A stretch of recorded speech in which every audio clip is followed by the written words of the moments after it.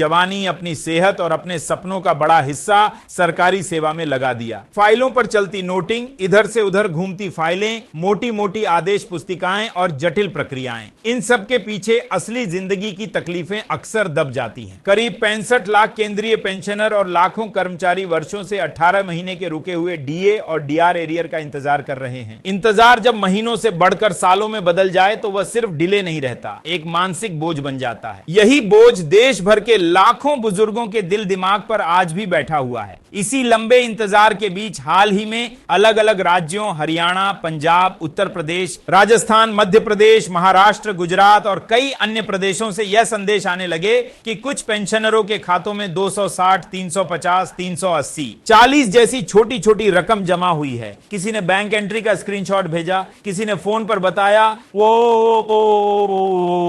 किसी ने मैसेज किया और स्वाभाविक था कि चर्चा तेज हो गई। बहुत से पेंशनरों ने मान लिया कि शायद 18 महीने का डीए डीआर एरियर आना शुरू हो गया है। दिल में एक बार फिर उम्मीद जगी लगा कि अब शायद न्याय मिल गया। लेकिन यहीं पर जरूरी हो जाता है कि सच्चाई को पूरी तरह समझा जाए, क्योंकि असलियत कुछ और थी। जो भुगतान शुरू हुआ वह 18 महीने के डीए डीआर एरियर का नहीं था, बल्कि उन अलग अलग भत्तों का था जिन्हें कोरोना काल के दौरान बढ़ाया तो गया था, लेकिन उनका भुगतान रोक दिया गया था। जनवरी 2020 से जून 2021 के बीच डीए और डीआर को फ्रीज कर दिया गया। इसी दौरान TA, CA, uniform allowance, risk allowance, field allowance, special duty allowance जैसे कई भत्तों में संशोधन तो किया गया, पर इन बढ़ी हुई रकम को पेंशनरों और कर्मचारियों तक पहुंचने ही नहीं दिया गया। यही वह मोड़ था जहां मामला सिर्फ प्रशासनिक दायरे से निकलकर कानूनी दायरे में पहुंच गया। यह मुद्दा पंजाब और हरियाणा हाईकोर्ट तक पहुंचा। हाईकोर्ट ने बिल्कुल स्पष्ट शब्दों में कहा, जब भत्ते बढ़ाए जा चुके हैं तो उनके भुगतान को रोकना असंवैधानिक है। कोर्ट ने आदेश दिया कि रोकी गई रकम का भुगतान तुरंत शुरू किया जाए और जो रकम रोकी गई थी उसे ब्याज सहित वापस किया जाए। इस एक आदेश के बाद मंत्रालयों और विभागों के भीतर हलचल तेज हुई। विभागों के बीच इंटरनल कम्युनिकेशन तेजी से जारी हुए। जो फाइलें महीनों से रुकी हुई थी वे अचानक आगे बढ़ने लगी और चरणबद्ध तरीके से भुगतान की प्रक्रिया शुरू की गई। नतीजा यह हुआ कि कई पेंशनरों के खातों में 260 से 450 तक की अलग अलग रकम पहुंचने लगी।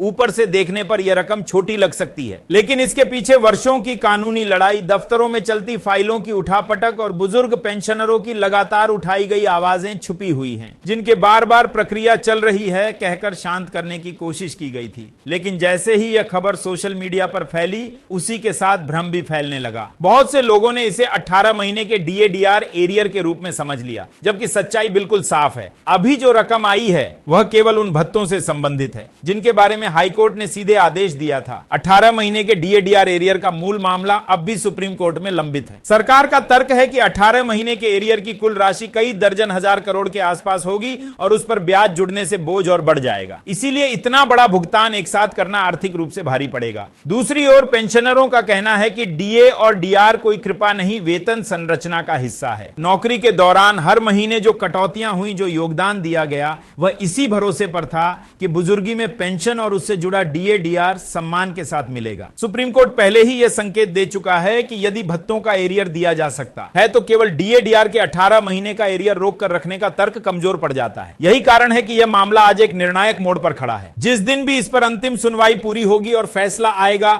वह सिर्फ फाइलों में नहीं, करोड़ों पेंशनरों के घरों में, उनकी रसोई में, उनकी दवाइयों की अलमारी में और उनके बच्चों की पढ़ाई पर असर डालेगा। अगर आप भी ऐसे ही किसी परिवार से आते हैं जहां घर चलाने के लिए पेंशन ही मुख्य सहारा है, तो इस रिपोर्ट को केवल सुनकर आगे ना बढ़ जाएं। इसे लाइक कीजिए, अपने जैसे पेंशनर साथियों और परिवार के व्हाट्सएप ग्रुप में जरूर शेयर कीजिए, ताकि हर जागरूक दर्शक इस सच को समझ सके और जो लोग अभी भी भ्रम में हैं उन्हें भी सही जानकारी मिल सके। इसी बीच एक और बड़ी समस्या सामने आई, लाइफ सर्टिफिकेट का संकट। नवंबर में लाखों पेंशनरों ने अपने अपने तरीकों से लाइफ सर्टिफिकेट जमा किया। किसी ने बैंक जाकर, किसी ने कॉमन सर्विस सेंटर के माध्यम से और बहुत से बुजुर्गों ने पहली बार फेस ऑथेंटिकेशन का विकल्प अपनाया। सभी को उम्मीद थी कि दिसंबर की पेंशन बिना किसी रुकावट के मिलेगी, लेकिन अचानक संदेश आने लगे, लाइफ सर्टिफिकेट पेंडिंग, सिस्टम में अपडेट नहीं, स्टेटस अप्रूव्ड नहीं दिख रहा। जो लोग पूरी प्रक्रिया कर चुके थे वे घबरा गए, उन्हें लगा कहीं उनसे कोई गलती तो नहीं हो गई। असल समस्या सिस्टमों के आपसी तालमेल की थी। स्पर्श पोर्टल, बैंक और सीएससी के सिस्टम हमेशा रियल टाइम में अपडेट नहीं होते। एक सिस्टम से दूसरे तक डाटा पहुंचने में 48 से 72 घंटे तक लग सकते हैं। यानी अगर आपने आज लाइव सर्टिफिकेट जमा किया तो यह जरूरी नहीं कि अगले ही घंटे स्पर्श पोर्टल पर एक्सेप्टेड का स्टेटस दिखने लगे। कई बार ओटीपी देर से आता है, कई बार नेटवर्क की समस्या होती है, कभी गलत जानकारी भर दी जाती है, तो कभी फेस ऑथेंटिकेशन के दौरान तकनीकी त्रुटि हो जाती है और लाइव सर्टिफिकेट रिजेक्ट हो जाता है। कई पेंशनर तो रिजेक्शन वाला मैसेज या मेल पढ़ ही नहीं पाते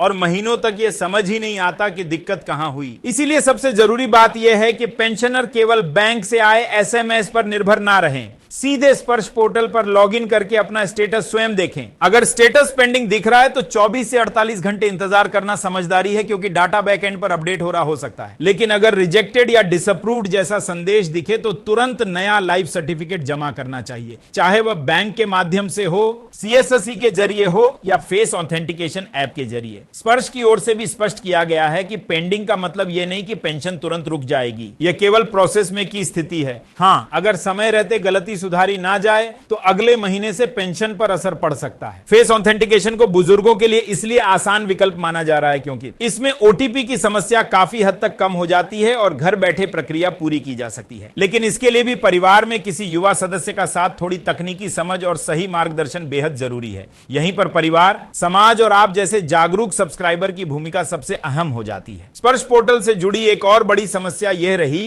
कि कई पेंशनरों के मूल रिकॉर्ड ही सिस्टम में सही दर्ज नहीं थे। पुराने कार्यालयों ने सर्विस बुक पूरी तरह अपडेट नहीं की थी, पे लेवल गलत लगा था, ग्रेड पे में गड़बड़ी थी, पूरक बिल फाइलों में अटके हुए थे और डिजिटल सिस्टम तक पहुंच ही नहीं पाए थे। नतीजा, जब पेंशनर स्पर्श पर लॉग इन करते तो महीनों तक पेंडिंग एट एचओ जैसा स्टेटस दिखता रहता, फाइलें दफ्तरों के बीच घूमती रहती, लेकिन समाधान सामने नहीं आता। अब धीरे धीरे इन मामलों में सुधार शुरू हुआ है। जहां जहां सर्विस हिस्ट्री मेल नहीं खा रही थी वहां दस्तावेज बुलाए गए, पुरानी फाइलें खोली गई और गलत एंट्रियों को सुधारा गया। कई मामलों में विभागों ने खुद माना कि पेंशन कम फिक्स हो गई थी, उसने बढ़ाया गया और साथ में एरियर भी दिया गया। कुछ मामलों में तो ब्याज भी दिया गया। फिर भी आज भी हजारों पेंशनर ऐसे हैं जिन्हें यह तक पता नहीं कि उन्हें कम पेंशन मिल रही है और वे अपने हक के लाखों रुपए खो रहे हैं। अगर आपको जरा भी संदेह हो कि आपके समान बैंक, समान सेवा अवधि और समान रिटायरमेंट वाले किसी सहकर्मी को आपसे ज्यादा पेंशन मिल रही है तो चुप बैठने के बजाय विभाग में लिखित शिकायत करना आपका अधिकार है। Service book, PPO number, pension details और रिटायरमेंट आदेश की प्रति संलग्न करके पेंशन फिक्सेशन की समीक्षा की मांग की जा सकती है। खासतौर पर 2010 से पहले रिटायर हुए पेंशनरों में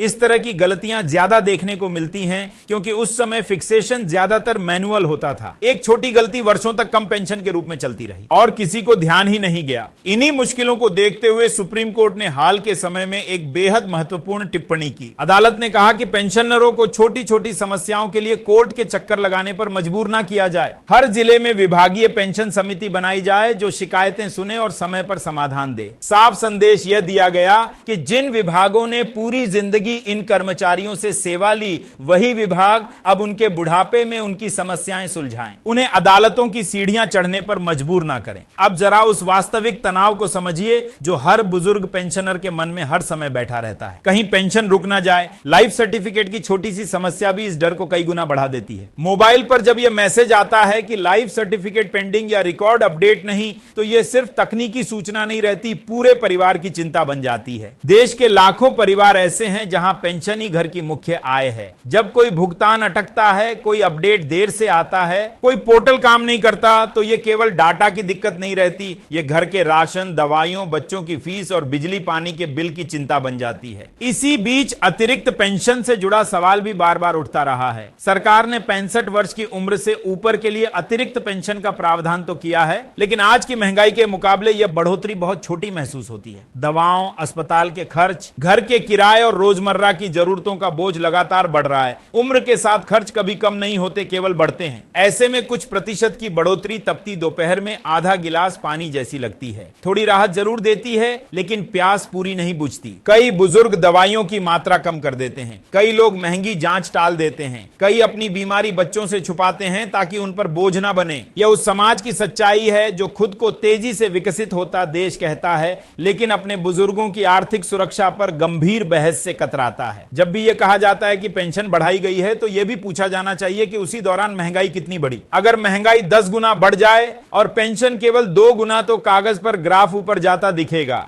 लेकिन असल जिंदगी में यह बढ़ोतरी भी कमी जैसी महसूस होगी। सबसे दुखद पहलू यह है कि पेंशन शायद ही कभी बड़ा चुनावी मुद्दा बनता है। चुनाव के समय हाईवे, उद्योग, योजनाएं, मुफ्त सुविधाएं सब पर चर्चा होती है, लेकिन बुजुर्गों के लिए स्थायी और सम्मानजनक पेंशन नीति की साफ साफ बात कम ही सुनाई देती है। हम अक्सर कहते हैं कि भारत युवा देश है, लेकिन हर युवा के पीछे एक बूढ़ी होती पीढ़ी खड़ी है जिसने अपनी जवानी इस देश को खड़ा करने में लगा दी। अगर वही पीढ़ी अपने ही अधिकार के लिए फॉर्म पर फॉर्म भरने, लाइनों में खड़े होने और महीनों तक इंतजार करने पर मजबूर हो तो यह केवल आर्थिक नहीं नैतिक सवाल भी बन जाता है। जब सरकारें कहती हैं कि 18 महीने का पैसा धीरे धीरे दिया जाएगा या प्रक्रिया चल रही है, तो भाषा भले व्यवस्थित लगे, लेकिन जिन बुजुर्गों ने इंतजार करते करते अपने जीवन के आखिरी साल गुजार दिए, उनके लिए यह केवल देरी का नया नाम है। कई पेंशनरों ने इस देरी की वजह से कर्ज लिया, किसी ने गहने गिरवी रखे, किसी ने दवा कम कर दी, किसी ने जरूरी इलाज टाल दिया, और कुछ तो ऐसे भी रहे जो इस उम्मीद और इंतजार के बीच ही दुनिया से चले गए। हमारे कई दर्शक खुद बुजुर्ग नहीं हैं, लेकिन अपने माता पिता या दादा दादी के लिए यह पूरी प्रक्रिया संभाल रहे हैं। पोर्टल खोलना, ओटीपी डालना, फॉर्म भरना, बैंक जाना, रिकॉर्ड खोजना, यह केवल तकनीकी जिम्मेदारी नहीं, भावनात्मक जिम्मेदारी भी है। अगर आप भी ऐसे ही किसी परिवार से हैं तो कमेंट में अपना अनुभव जरूर लिखिए, ताकि दूसरे दर्शक और सब्सक्राइबर भी आपसे सीख सकें और अपने घर के बुजुर्गों की बेहतर मदद कर सकें। आखिर में वही बड़ा सवाल फिर खड़ा होता है, 18 महीने का डीए-डीआर एरियर आखिर कब मिलेगा? सरकार आर्थिक बोझ की बात करती है, पेंशनर अपने हक की बात करते हैं, और अदालतें पहले ही संकेत दे चुकी हैं कि रोक का तर्क बहुत मजबूत नहीं है। जिस दिन सुप्रीम कोर्ट में इस मामले पर अंतिम फैसला आएगा, वह केवल बैंक बैलेंस नहीं बदलेगा, वह यह भी दिखाएगा कि इस देश में बुजुर्गों के अधिकारों को कितना महत्व दिया जाता है। एक समाज की पहचान इसी से होती है कि वह अपने बुजुर्गों के साथ कैसा व्यवहार करता है। अगर आपको लगता है कि यह पूरी रिपोर्ट आपके घर, आपके माता पिता,